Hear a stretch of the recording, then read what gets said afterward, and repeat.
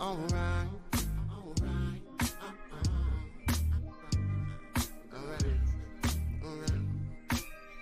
Block party once again, baby, like no other though. Big drink and smoke again, baby. Call everyone you know. Now wave your hands real high up in the sky as we party on the street. And later on, I'm gonna shake the spot with the first sweet thing I meet. I'm real loaded, just taking my time. Baby girl right here is losing her mind. She's all up on me, just working it out. I'm gonna show her what I'm all about. I make my moves real fast like this and like that. So we head upstairs, I grab all my hats. This gangster does this thing and you know. I'll see you later, girl, cause I ain't loving no hoe. Block party once again, baby, like no other though. Big drink and smoke again, baby. Call everyone you know. Now wave your hands real high. What up, what up, what up? It's your boy SK. I'm here with Justin Day. This is Purple and SKOL'd Media, along with Purple and Gold for Days. What's going on, Justin? How we feeling, man? Hey, we feeling good. We've been making some moves the last couple of days, right? And it's all starting to come together. And you know what? This crazy guy might actually know what he's doing. He might actually know what he's doing. Yeah, very unconventional. You know, he's definitely doing it. It seems like the complete opposite of Rick Spielman, which is kind of what we brought him in for. True. But it's a breath of fresh air, man. I like it. It's almost like when you start cutting these players, releasing these players, you almost get like addicted to it. You're like, all right, who's next? Who's out the door next? Let's get it going. But one man that's not being released or cut by the Minnesota Vikings is Harrison Smith. Minnesota Vikings legend Harrison Smith is back. And if he wasn't a legend before, then this just supplants himself as a Minnesota Vikings legend, taking I believe it was an $11 million pay cut somewhere along those lines. If I do the math right, I think it was like $6.5 million pay cut for a future Hall of Fame safety. And he's got some incentive possibilities in there too. Yes. So we got to keep that in mind. Is that I think it's, that's how the calculations are all done and all this other stuff. It's an $8 million deal with $2 million in incentives. I think it is. Right. Yeah. $8 million guaranteed, and he was going to make 14.7. So yeah, 6.7 is the cut. He can get up to 2 of that back with incentives. And if I'm doing the numbers right, if they had cut Harrison Smith, they would have had almost the same dead cap hit as what they're ultimately going to be paying him. So this is a steal for the Vikings. I mean, you mentioned Harrison Smith being the legend and all that stuff. He really kind of took a bath with giving some of that bag back, if we're being honest with you. Yeah, he did. Again, the Vikings are paying the same amount of money. What's up, Mary? They're paying the same amount of money right now if they had cut him to not be here. Mm-hmm. So the Vikings are not only saving money, but they're not out anything. So keep that in mind. Well, I think the biggest thing for just this team in general, outside of the money aspect, is that you're keeping one of your major leaders in the locker room. Yes. You've got rid of Eric Kendricks, who was a leader in that locker room. It looks like you may be getting rid of Dalvin Cook, which we'll talk about in a second, which is another major leader in your locker room. Mm-hmm. So, and then Patrick Peterson, let's not forget how big of an influence Patrick Peterson was in that locker room for the past 2 years. So for us to lose Harry on top of those 3 other leaders on our team, it wasn't acceptable. So I think that came into play as well. Especially, look, we're not expecting to win a Super Bowl next year per se. Now it's the NFL. It's any given Sunday. You never know. Right. But we're not necessarily expecting to win a Super Bowl next year. But if you still want to be a competitive team, you can't just rid your locker room of all the leaders, of all leadership.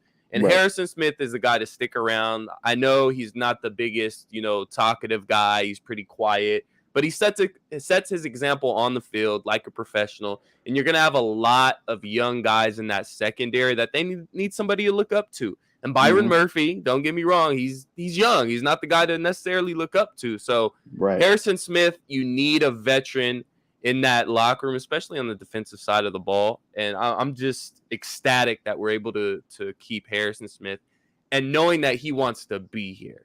It wasn't oh, I went out and, no one's interested or no one was giving me the amount of money, so I just decided to stay. No, he worked with Kwesi for days and days to get this thing done. Whatever was best for the team, and Harrison Smith is back with the Minnesota Vikings. Gotta love it.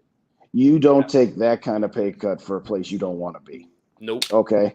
Now, we don't know what truly Harrison Smith was or wasn't offered, but the simple truth is you don't give back pretty near half of your paycheck. I mean, just think about somebody, hey, I make $50,000. Okay. Now you make $25,000. Okay. Who amongst us is going to do that? And the answer is nobody. Yeah. But having said that, like you said, at some point you have to have some semblance of leadership. We talked about, Adam Thielen being gone, Eric Kendricks being gone, Patrick Peterson, to a smaller extent, a Dalvin Thomas, and you had to keep somebody. Now, I have talked ad nauseum about saying it's time to say no more sacred cows. You're not just going to keep running this back and keep getting. Besides that sacred cow. But if there was one to keep, Harrison Smith is absolutely the one to do it. We'll see what happens with Dalvin Cook and Za'darius Smith. I mean, Za'darius not a sacred cow, but you get my point. Yeah. But if you look at how Kwesi is structuring all of these deals now, he's structuring where everything is hidden in 2023 and a little spillover into 2024. And outside of the younger players on this team, the stalwarts on this team, O'Neal, Darisaw, and obviously JJ and Hawkinson and a few others, there's not very many contracts that are hitting the books past 2024. So just to circle back a little bit, we re-signed Garrett Bradbury, signed Byron Murphy. Again, a lot of these deals come in as 2 or 3 year deals, but most of them are pretty much 1 year deals when you really look at how the contracts are structured.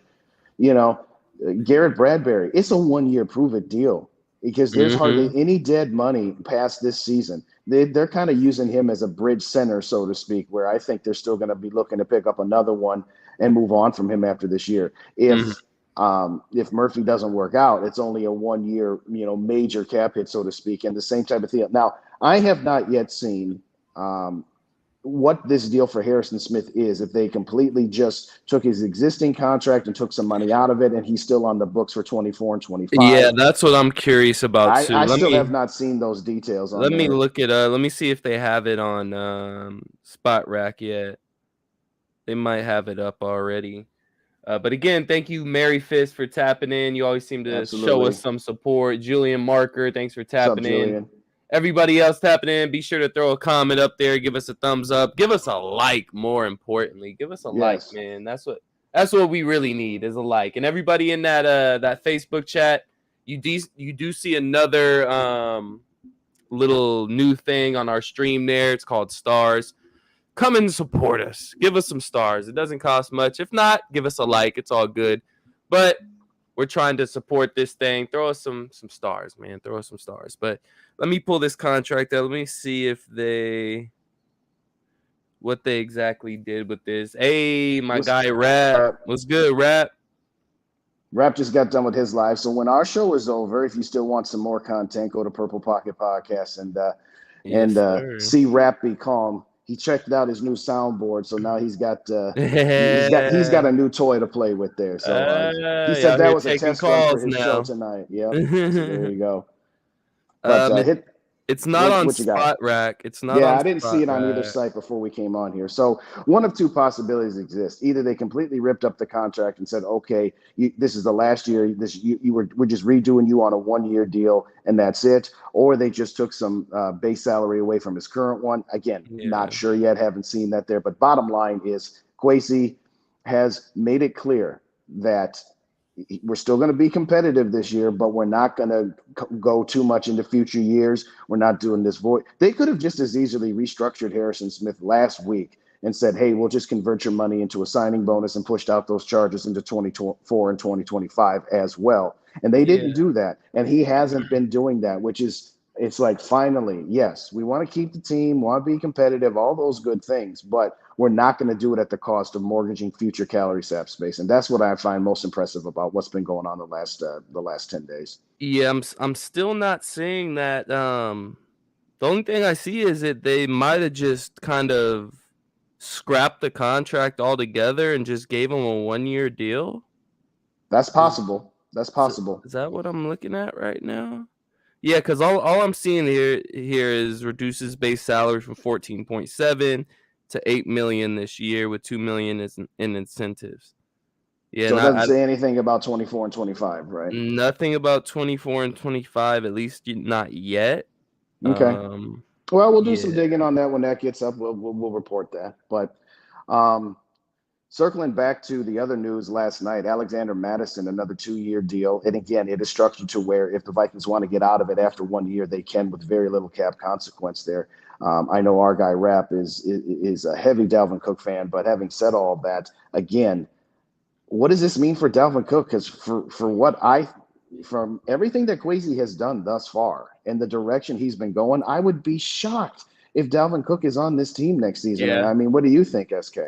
I mean, you know me, I'm just off a little bit of bias. I'm ecstatic to have Alexander Mattison back. And I think he's far more productive, and he can be a really good back, a lot better back than what some fans do think of him, just off of maybe one play or one missed hole that he missed 2 or 3 years ago. You're gonna let that one die for a while. All of a sudden, he doesn't have vision, and he's a terrible running back. But you give him a chance to start the game, he's going for over 100 yards, majority of the games that he's able to start. But anyways, I love Dalvin Cook. There is no ill will towards Dalvin Cook at all. But again, this just goes back to step one. We can't pay a running back $14 million. I don't care how good you are, especially in the offensive scheme that we run. So the running back by committee, Alexander Mattison, Ty Chandler, Kene Nwangwu. If you want to bring in another, cheap guy, so be it. I don't think you need to. But you're set at the running back position, whether Dalvin Cook sticks around or not, which, again, like you said, with everything that Kwesi's been doing this offseason, all signs are pointing towards Dalvin Cook not being on this team. And if there was going to be a trade, I would think the trade would already kind of be in motion right now. So you would think. Unfortunately, I think it's going to come down to us cutting Dalvin Cook before the end of tomorrow. Now, I don't know the details on a post-June 1st cut for Dalvin Cook. Now, I know, which is weird. This is weird. I know that the Dallas Cowboys cut Ezekiel Elliott, but they made it a post-June 1st cut. Right. But they technically officially cut him yesterday. So I don't know how that works out. I don't know if you can just say, hey, we're going to cut this guy on June 1st. And you cut him immediately, but can he not sign with another team until June? He can. How that works is the league year just started yesterday. Okay. Yeah. So you got your 23 salary cap, you got your 24 salary cap and beyond. If you have a player that you cut without the post-June 1st designation, any remaining prorated signing bonuses and that sort of thing or guaranteed money hits the current year, in this case 2023. Okay. If you post-June 1st designate a cut, or if you cut a player after June 1st, you then have the option of splitting a portion of the dead cap hit that would have already hit this year's cap anyway for this year, and then you can push the remaining of the dead cap hits into the following season. Okay. What that means for the player is Ezekiel Elliott is a free agent and he can sign with anybody. Now, whatever cap savings the Dallas Cowboys may have obtained with the post-June 1st cut, they can't spend that money until June 1st. So all post-June 1st does is saying, you know what, we don't want to take the entire dead cap hit this year. We want to split it up. Sometimes it's even, sometimes it's not, depending on how many years a player's got left. But the bottom line is that, for example, Adam Thielen, we did not post-June 1st cut him. So we took a $13 million dead cap hit with him. Had they post June 1st him, two things. One, the dead cap hit this year would have been 6 and change, and 7 of that dead cap hit would have then floated onto next year's salary. Okay. But the other thing about that is that, again, you can't spend any of the money that you free up on a post June 1st until June 1st. So there's a balancing act as to when you would want to do that, when it's an advantage to you and when it's not. But as far as the player goes, no, Ezekiel Elliott can sign with anybody tomorrow. He's free. Okay. He's free. So that would be something to look at with how we do handle Dalvin Cook. Again, it's trending towards Dalvin Cook probably being cut. If you were to put a percentage on it, I would probably say Dalvin Cook being cut is at about a 65-70% chance he's traded. I would say about a 20-25% chance he's still on this team.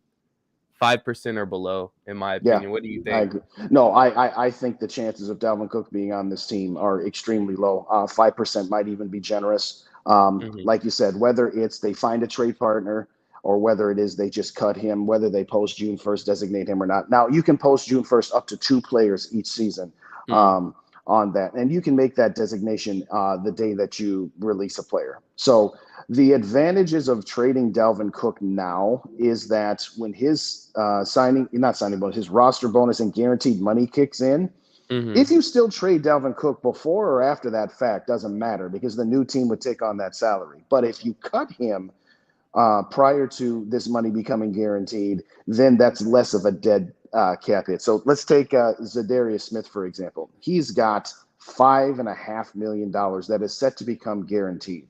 Tomorrow, correct? Tomorrow, right. So if the Vikings cut him before that deadline, they would say $14.5 million. But if they cut him after that deadline, they would only be saving $10 million, and they'd have to end up paying him that $4.5 million that is going to become guaranteed. So similar types of things here. Obviously, I think that they're trying desperately to trade Dalvin Cook and possibly trade Za'Darius Smith because Za'Darius Smith is not going to be is not happy with what his salary number is this season. Who do you think is more likely to be traded?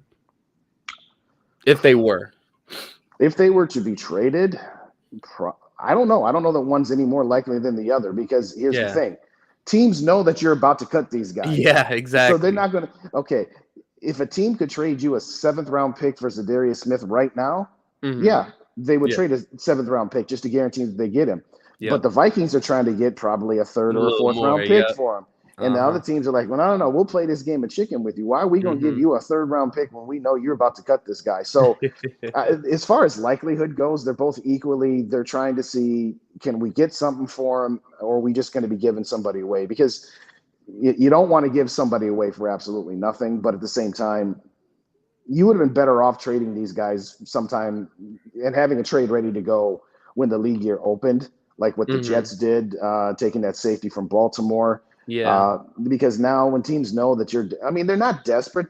They could keep them, but then they're running a really big risk of having to dead cap hit some more guaranteed money, and they don't want to do that either. So, well, the thing is he put the team in a bad situation, at least with the timing. So this is the thing to where it's like, okay, Za'Darius, like we loved you playing for us and the energy you brought and everything like that.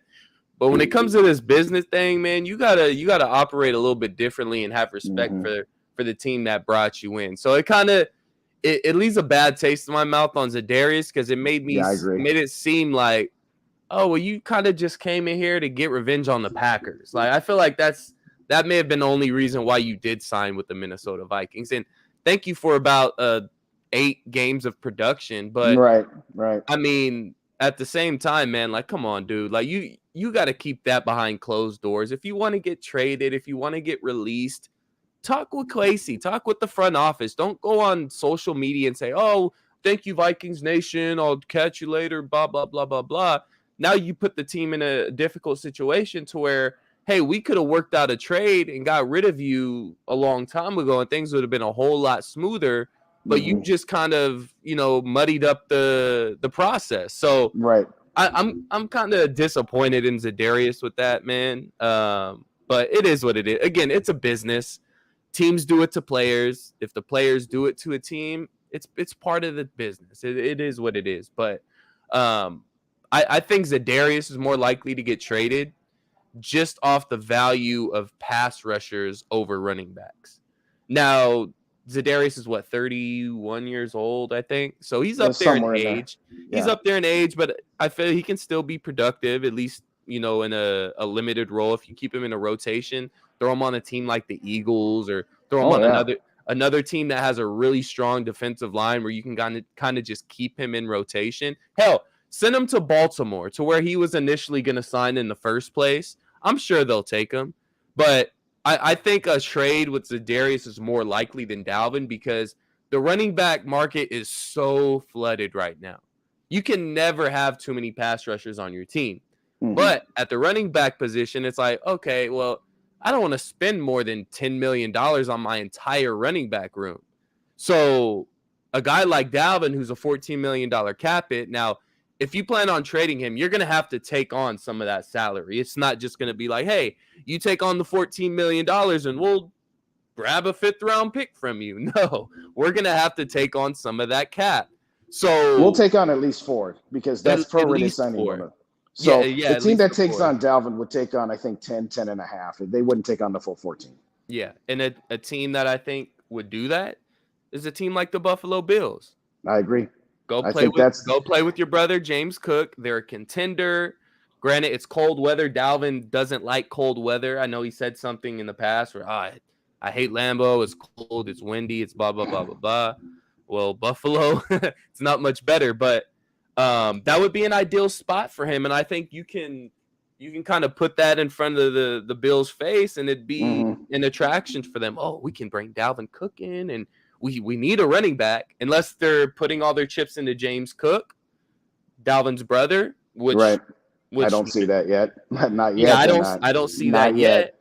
But if you have the option to pair him with his brother, you have a tandem. They already got the chemistry and the love for each other, just like we saw with Alexander Mattison and Dalvin Cook. But you bring him in, and you already got that rapport. He knows Stephon Diggs. This is going to say Diggs will be happy. Diggs will be happy. So at least for 5 minutes anyway. You know how Diggs is. He's happy for about 5 minutes at a time. Side note. This is a little news on Diggs. I don't know if you caught this, but it's just like deja vu. Yeah. Stephon Diggs unfollowed the Buffalo Bills and Josh Allen on social media. Oh, really? No, I didn't see that. And followed Dak Prescott. Now that's funny. Now, again, these social media things, I'm not the type that reads too far into them. Right. That's not. Some of you guys are. Some of you guys are. But as we've seen from Diggs in the past when he is here in Minnesota, if there's smoke, that usually means there's a little fire somewhere. Mm-hmm. So especially with Diggsy. Yeah, that was just a little side note. Speaking of Diggs, there you go. But back to Dalvin Cook. I think it's going to come down to a cut. We're not going to be able to trade him. And again, like you said, these teams know. They know they're going to be cut. Why trade for him?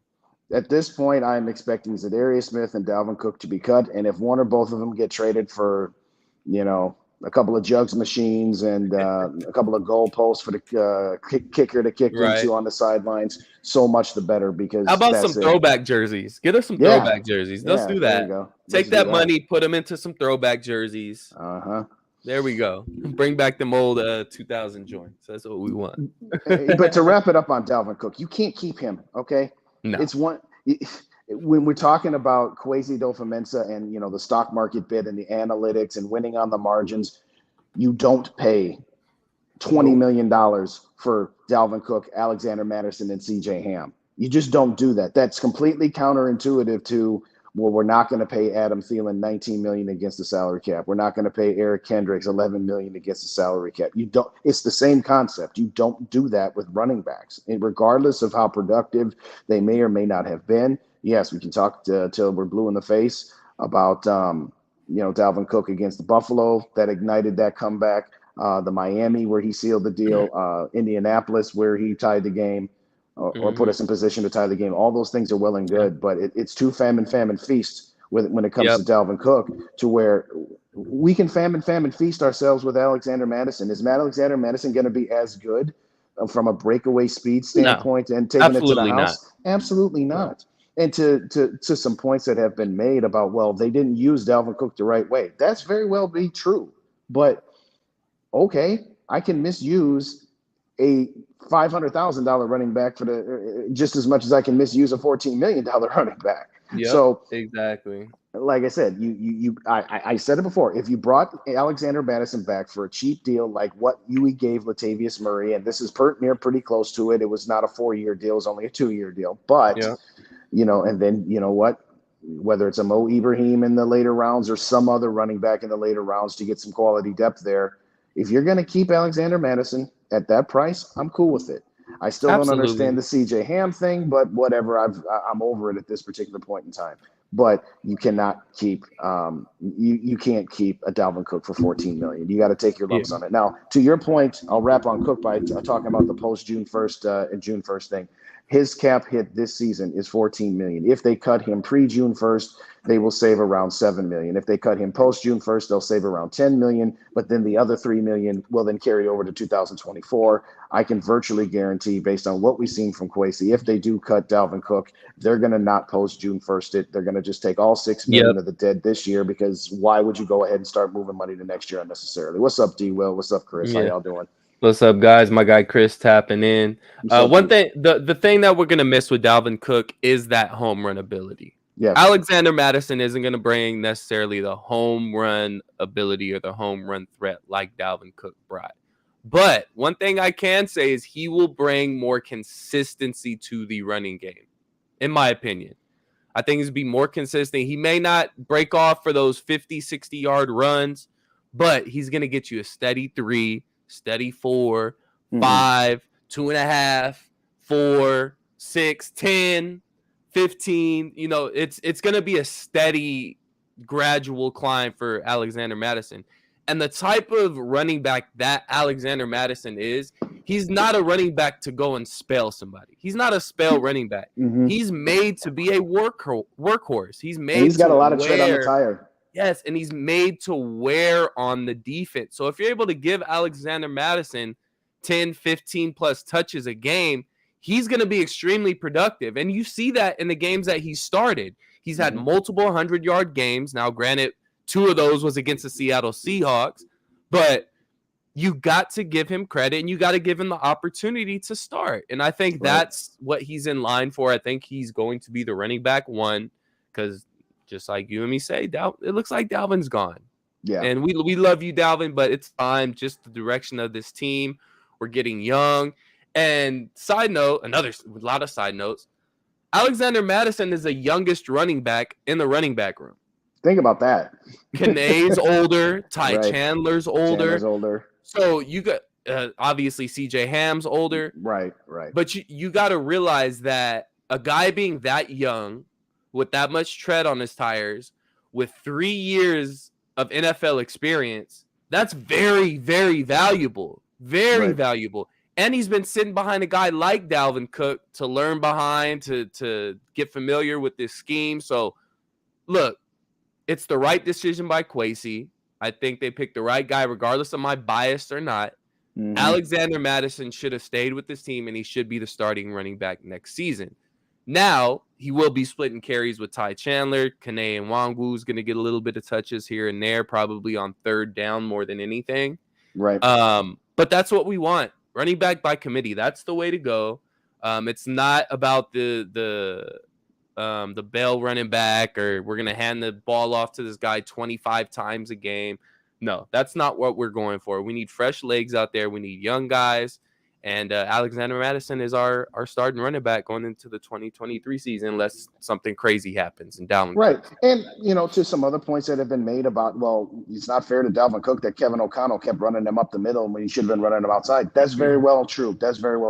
But at the end of the day, we're not – it's the same thing that I've been saying. We're not here trying to build a team based on guys that we know and guys that we've grown to love. We're trying to build a team that's going to be competitive to try to win a championship at some point. And unfortunately, when you put it all together, the running back position being as devalued as it is, the fact that Dalvin Cook is now on the second contract and is making the bag, it just is what it is. If we're gonna be happy about signings like Byron Murphy. Yeah, well, definitely. How old is Byron Murphy? 25 years old. Look at all the signings that they have done. It fits a mold outside of restructuring Kirk Cousins. That's the only thing that they have done for anybody that's not 25, 26 years old. I mean, the tight end that we signed, re-signing Garrett Bradbury. Okay, Greg Joseph, whatever. That's a kicker. Who cares? But you get my overarching point is that, okay, we're going to get younger and we're cutting the fat, so to speak. So thank you, Dalvin. We appreciate you. What I'm grateful for is that Kwesi and this front office and KOC, you can see the plan coming together. It isn't just a clusterfuck to where we're just kind of throwing shit against the wall and, hey, we got to cut this guy to get under the cap and we got to do this just so we're under the cap. No, this is a very schematic way of going about things, and he's doing it the right way. Like we said earlier, you can't have these sacred cows of, oh, well, he's been with the franchise for so long and he's from Minnesota, and it's just the special teams. He's a team leader. He's a team leader. No, that's not where we're at as a franchise right now. We got 52 other guys. One of them going to step up and be the new leader. Exactly. Okay? So eventually, just like we said, pushing or kicking the can down the road, eventually you're going to have to pay the piper.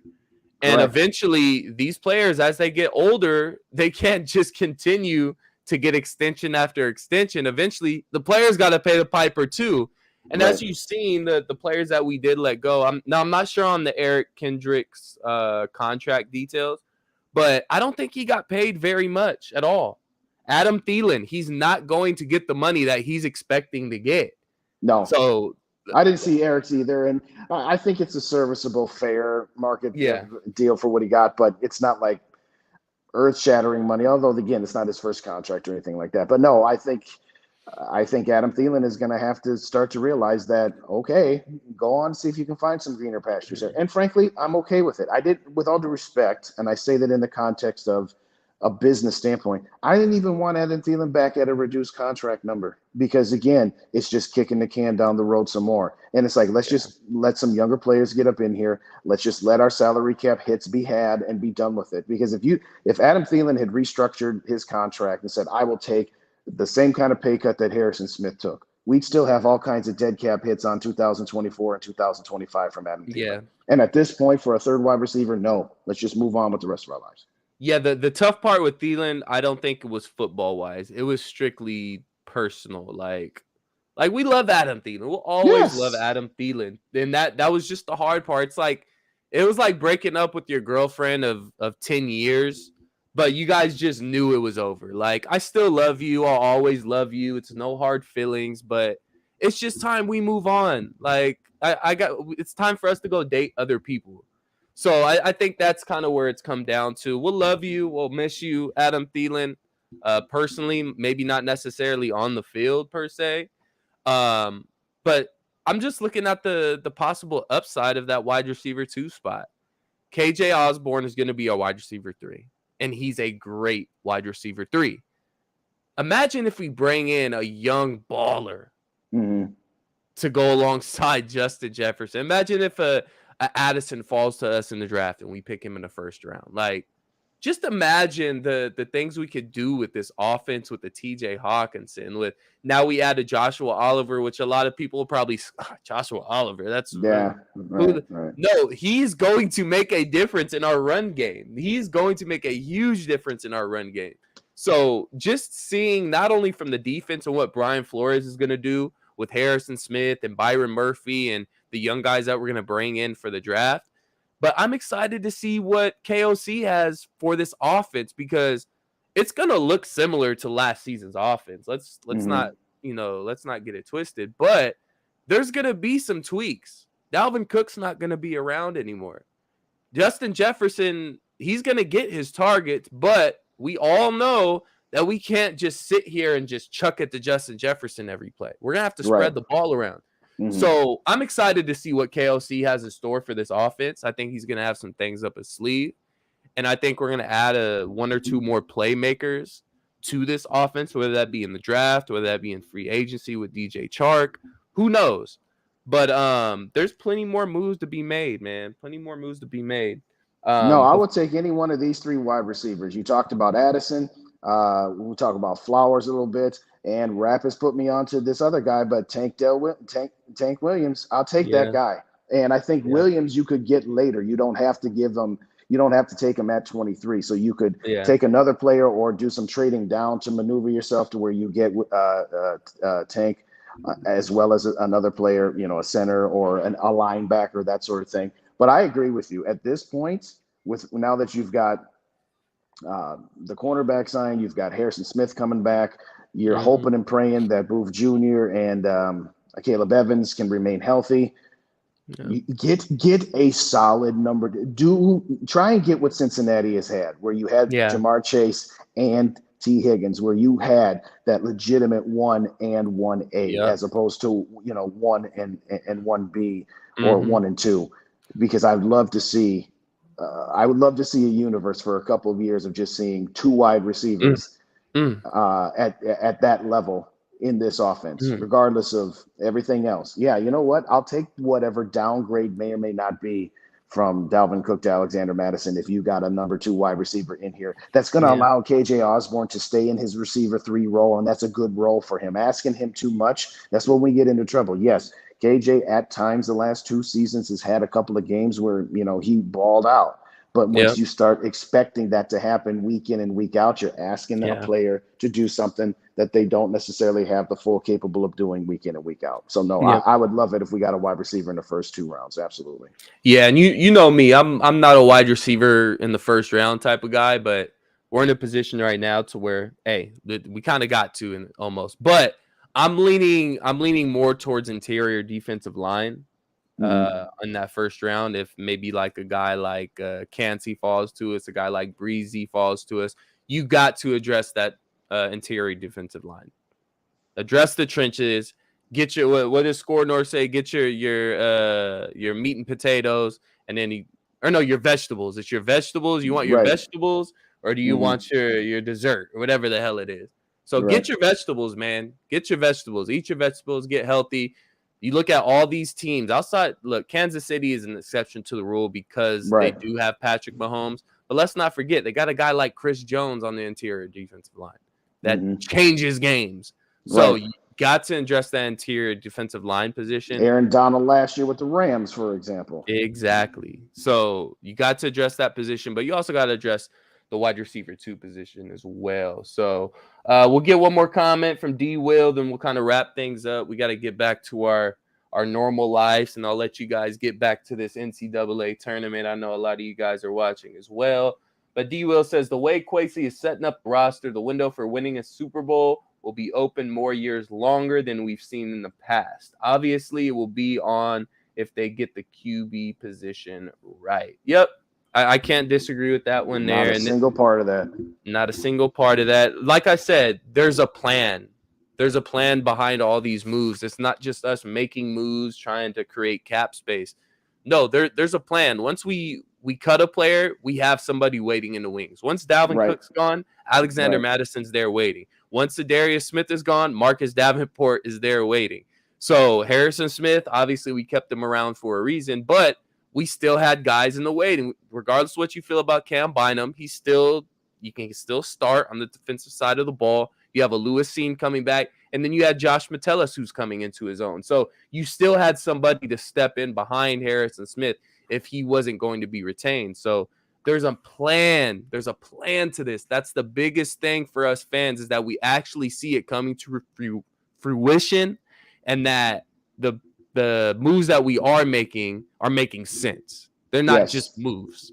And they're not just moves to deal with today and today only. Exactly. Listen, I will disagree with anybody who says it was a mistake to sign Kirk Cousins back in 2018. The mistake wasn't that. The mistake was after 2018 and 2019, you should have been able to see that this window is closed. And they spent the last 3 years making short-sighted move after short-sighted move of, well, we'll restructure some guys or we'll do some void years so that we can keep trying to keep this window open. So to D. Will's point, you are setting up a far better roster that will be able to be competitive, not just, here and there. And, 2 out of every 5 seasons we go to the playoffs and we get eliminated in the wild card or division around the playoffs. I absolutely agree with what he's got going on.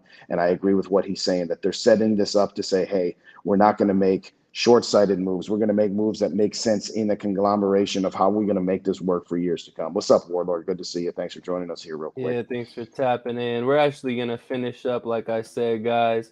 One real quick bit of Vikings news. Vikings re-signed offensive lineman Austin Schlottman. Okay. That doesn't necessarily mean he'll make the team, but nonetheless, decent offensive line depth. Not mad at it. But again, follow us on Facebook at Purple and SKOL'd Media as well. Subscribe to us on YouTube, Purple and SKOL'd Media, and subscribe to Purple and Gold for Days, Justin's YouTube channel as well if you don't already. We're finally over 200 subscribers on the Purple and SKOL'd Media page here on YouTube. We're up to about 215. So we're getting there. We're getting there. We appreciate the support, guys. I'm 11 away from 500, so I'm almost halfway home. Oh, yeah. Let's get Justin to 500, y'all. So if you don't subscribe to Purple and Gold for Days yet, go ahead and hit that subscribe button. We got to get Justin to 500, man. We're working on it. But anything you want to say before we get out of here, Justin? No, thanks everybody for joining us. If you want some more coverage, like I said, check out my channel. I did a quick breakdown of the Harrison Smith. Also have one of the explanation of the Kirk Cousins renegotiation / restructure. Not an extension, just a restructure and how that all works. Conversion, that's the word they use. If you don't already subscribe to Purple Pocket Podcast, our boy Rap, he's going on live tonight, he said as well. So come join the fun. From that as well. But like SK said, hit them like buttons, hit them star buttons on Facebook, hit the subscribe buttons, because the whole entire family, whether it's Purple and Gold for Days, Purple Pocket Podcast, Purple SKOL'd Media, Minnesota Sports Talk, GG Sports, the whole crew is going to be dropping content left and right. And we got a little something working up on draft night here as well. We're doing some simulcasting there as well. So thank you everybody for joining us. We appreciate you. Yes, sir. Appreciate you guys. Have a good one. Peace. SKOL'd to the next episode.